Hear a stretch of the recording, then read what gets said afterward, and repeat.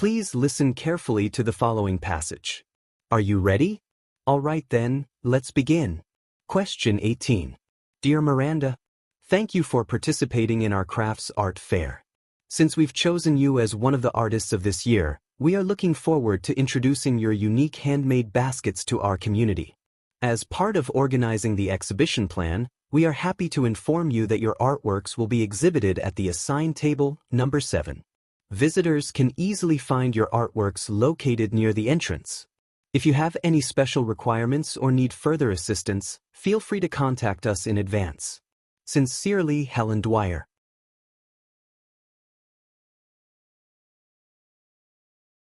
Please listen carefully to the following passage. Are you ready? All right then, let's begin. Question 19. The shed is cold and damp, the air thick with the smell of old wood and earth. It's dark and I can't make out what's moving in the shadows. Who's there? I ask, my voice shaking with fear. The shadow moves closer, and my heart is beating fast, until the figure steps into a faint beam of light breaking through a crack in the wall. A rabbit. A laugh escapes my lips as it stares at me with wide, curious eyes. You scared me, I say, feeling much better. The rabbit pauses for a moment, then hops away, disappearing back into the shadows. I'm left smiling. I start to feel at ease. Please listen carefully to the following passage. Are you ready? All right then, let's begin. Question 20. Improving your gestural communication involves more than just knowing when to nod or shake hands. It's about using gestures to complement your spoken messages, adding layers of meaning to your words. Open-handed gestures, for example, can indicate honesty, creating an atmosphere of trust. You invite openness and collaboration when you speak with your palms facing up. This simple yet powerful gesture can make others feel more comfortable and willing to engage in conversation. But be careful of the trap of overgesturing. Too many hand movements can distract from your message, drawing attention away from your words. Imagine a speaker whose hands move quickly like birds, their message lost in the chaos of their gestures. Balance is key. Your gestures should highlight your words, not overshadow them. Please listen carefully to the following passage. Are you ready? All right then, let's begin. Question 21. Assuming gene editing in humans proves to be safe and effective, it might seem logical, even preferable, to correct disease-causing mutations at the earliest possible stage of life, before harmful genes begin causing serious problems. Yet once it becomes possible to transform an embryo's mutated genes into normal ones, there will certainly be temptations to upgrade normal genes to superior versions. Should we begin editing genes in unborn children to lower their lifetime risk of heart disease or cancer? What about giving unborn children beneficial features, like greater strength and increased mental abilities, or changing physical characteristics, like eye and hair color? The pursuit for perfection seems almost natural to human nature, but if we start down this slippery slope, we may not like where we end up. Please listen carefully to the following passage. Are you ready? All right then, let's begin. Question 22. The science we learn in grade school is a collection of certainties about the natural world. The Earth goes around the sun, DNA carries the information of an organism, and so on. Only when you start to learn the practice of science do you realize that each of these facts was hard-won through a succession of logical inferences based upon many observations or experiments. The process of science is less about collecting pieces of knowledge than it is about reducing the uncertainties in what we know. Our uncertainties can be greater or lesser for any given piece of knowledge depending upon where we are in that process. Today we are quite certain of how an apple will fall from a tree, but our understanding of the turbulent fluid flow remains a work in progress after more than a century of effort. Please listen carefully to the following passage. Are you ready? All right then, let's begin. Question 23. There is a wealth of evidence that when parents, teachers, supervisors, and coaches are perceived as involved and caring, people feel happier and more motivated. And it is not just those people with power. We need to feel valued and respected by peers and coworkers. Thus, when the need for relatedness is met, motivation and internalization are fueled, provided that support for autonomy and competence are also there. If we are trying to motivate others, A caring relationship is a crucial basis from which to begin. And when we are trying to motivate ourselves, doing things to enhance a sense of connectedness to others can be crucial to long-term persistence.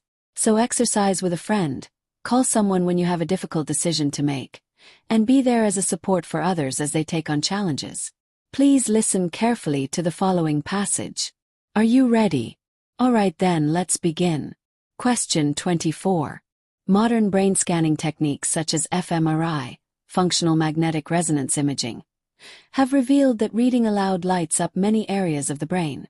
There is intense activity in areas associated with pronunciation and hearing the sound of the spoken response, which strengthens the connective structures of your brain cells for more brain power. This leads to an overall improvement in concentration. Reading aloud is also a good way to develop your public speaking skills because it forces you to read each and every word, something people don't often do when reading quickly or reading in silence. Children, in particular, should be encouraged to read aloud because the brain is wired for learning through connections that are created by positive stimulation, such as singing, touching, and reading aloud. Please listen carefully to the following passage. Are you ready? All right then, let's begin. Question 26. Robert E. Lucas, Jr. was born on September 15, 1937, in Yakima, Washington. During World War II, his family moved to Seattle, where he graduated from Roosevelt High School. At the University of Chicago, he majored in history. After taking economic history courses at University of California, Berkeley, he developed an interest in economics. He earned a doctoral degree in economics from the University of Chicago in 1964.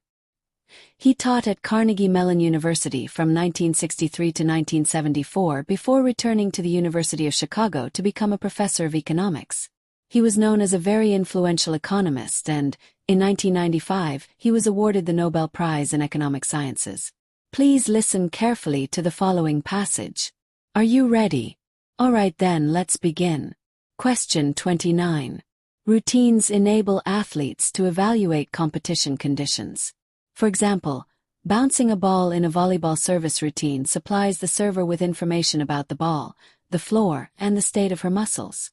This information can then be used to properly prepare for her serve. Routines also enable athletes to adjust and fine-tune their preparations based on those evaluations, or in pursuit of a particular competitive goal.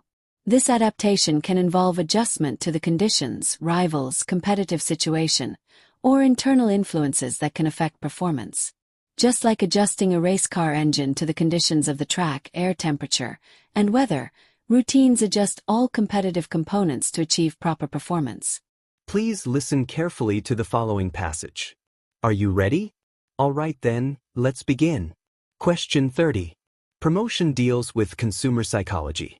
We can't force people to think one way or another, and the clever marketer knows that promotion is used to provide information in the most clear, honest, and simple fashion possible. By doing so, the possibility of increasing sales goes up. Gone are the days when promotions were done in order to fool the consumer into purchasing something. The long-term effect of getting a consumer to buy something they did not really want or need wasn't good. In fact, consumers fooled once can do damage to sales as they relate their experience to others. Instead, marketers now know that their goal is to identify the consumers who are most likely to appreciate a good or service, and to promote that good or service in a way that makes the value clear to the consumer. Therefore, marketers must know where the potential consumers are and how to reach them. Please listen carefully to the following passage. Are you ready? All right then, let's begin. Question 31. Plato argued that when you see something that strikes you as beautiful, you are really just seeing a partial reflection of true beauty, just as a painting or even a photograph only captures part of the real thing. True beauty, or what Plato calls the form of beauty, has no particular color, shape, or size. Rather, it is an abstract idea, like the number 5. You can make drawings of the number 5 in blue or red ink, big or small, but the number 5 itself is none of those things. It has no physical form. Think of the idea of a triangle, for example. Although it has no particular color or size, it somehow lies within each and every triangle you see. Plato thought the same was true of beauty. The form of beauty somehow lies within each and every beautiful thing you see. Please listen carefully to the following passage. Are you ready? All right then, let's begin. Question 32. As you listen to your child in an emotional moment, be aware that sharing simple observations usually works better than asking questions to get a conversation rolling. You may ask your child, "Why do you feel sad?" and she may not have a clue. As a child, she may not have an answer on the tip of her tongue. Maybe she's feeling sad about her parents' arguments, or because she feels overtired, or she's worried about a piano recital. But she may or may not be able to explain any of this. And even when she does come up with an answer, she might be worried that the answer is not good enough to justify the feeling. Under these circumstances, a series of questions can just make a child silent. It's better to simply reflect what you notice. You can say, "You seem a little tired today," or, "I noticed that you frowned when I mentioned the recital," and wait for her response. Please listen carefully to the following passage. Are you ready? All right then, let's begin. Question 33. Our skin conducts electricity more or less efficiently, depending on our emotions. We know that when we're emotionally stimulated, stressed, sad, any intense emotion, really, our bodies sweat a tiny bit, so little we might not even notice. And when those tiny drops of sweat appear, our skin gets more electrically conductive. This change in sweat gland activity happens completely without your conscious mind having much say in the matter. If you feel emotionally intense, you're going to notice an increase in sweat gland activity. This is particularly useful from a scientific viewpoint because it allows us to put an objective value on a subjective state of mind. We can actually measure your emotional state by tracking how your body subconsciously sweats, by running a bit of electricity through your skin. We can then turn the subjective, subconscious experience of emotional intensity into an objective number by figuring out how good your skin gets at transferring an electrical current. Please listen carefully to the following passage. Are you ready? All right then, let's begin. Question 34. Plants can communicate, although not in the same way we do. Some express their discontent through scents. You know that smell that hangs in the air after you've mowed the lawn? Yeah, that's actually an SOS. Some plants use sound. Yes, sound, though at a frequency that we can't hear. Researchers experimented with plants and microphones to see if they could record any trouble calls. They found that plants produce a high-frequency clicking noise when stressed and can make different sounds for different stressors. The sound a plant makes when it's not getting water differs from the one it'll make when a leaf is cut.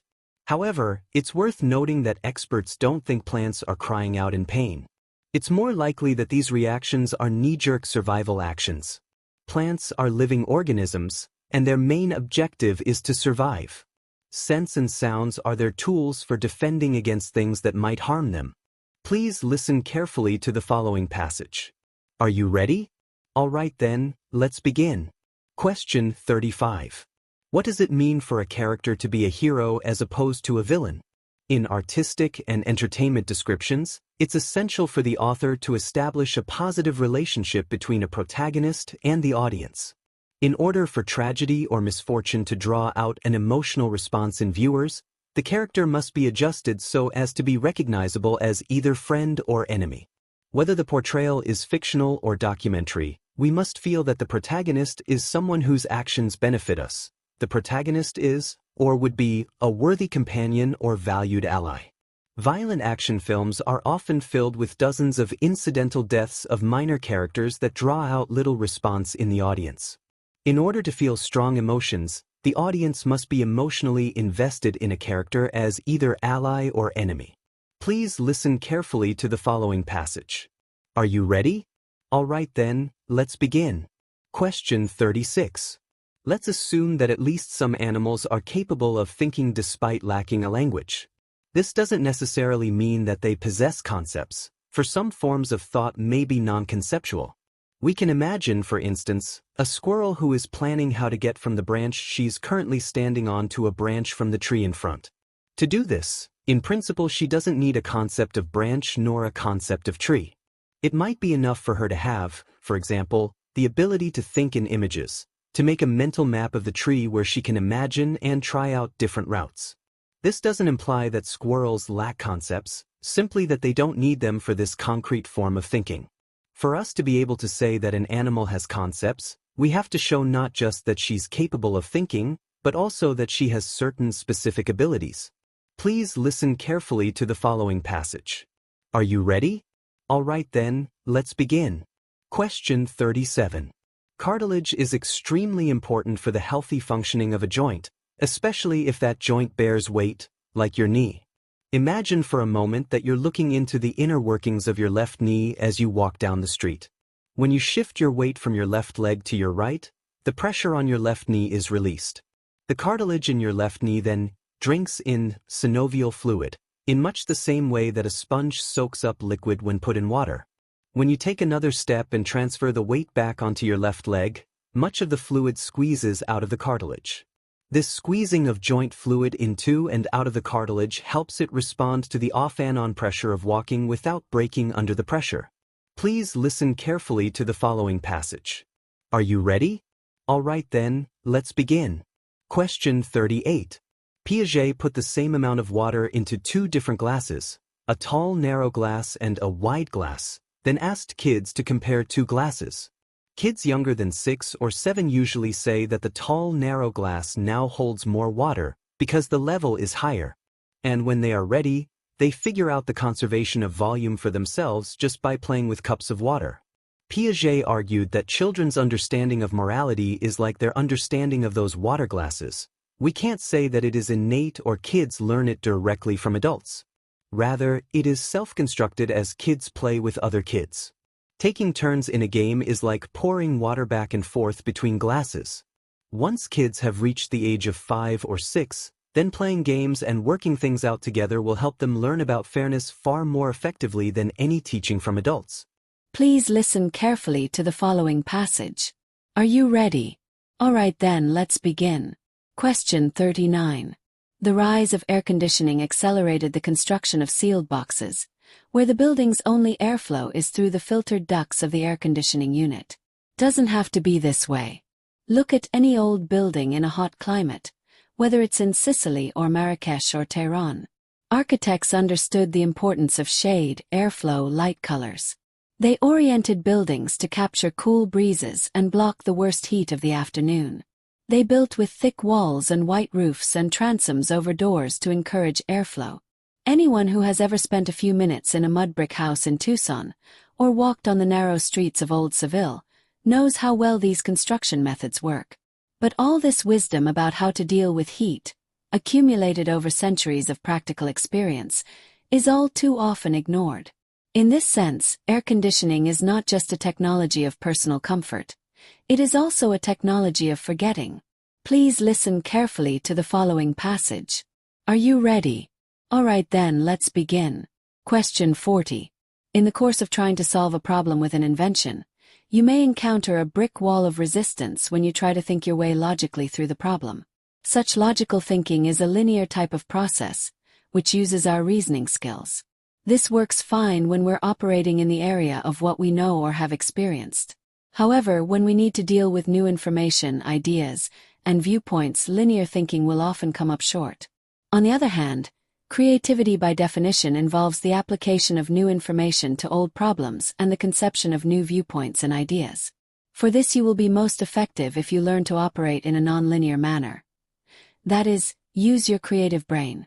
Stated differently, if you think in a linear manner, you'll tend to be conservative and keep coming up with techniques which are already known.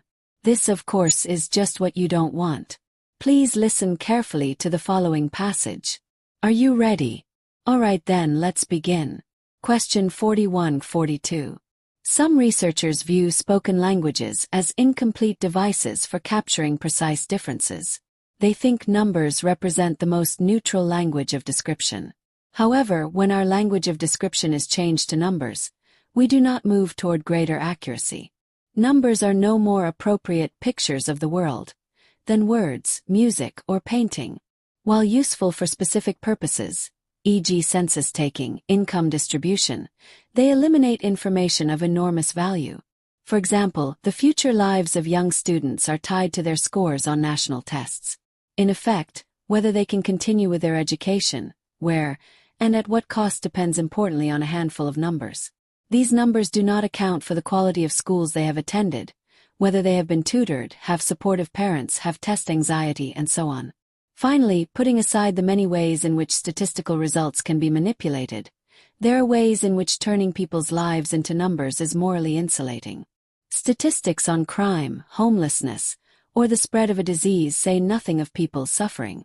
We read the statistics as reports on events at a distance, thus allowing us to escape without being disturbed. Statistics are human beings with the tears wiped off. Quantify with caution. Please listen carefully to the following passage. Are you ready? All right then, let's begin. Question 43-45.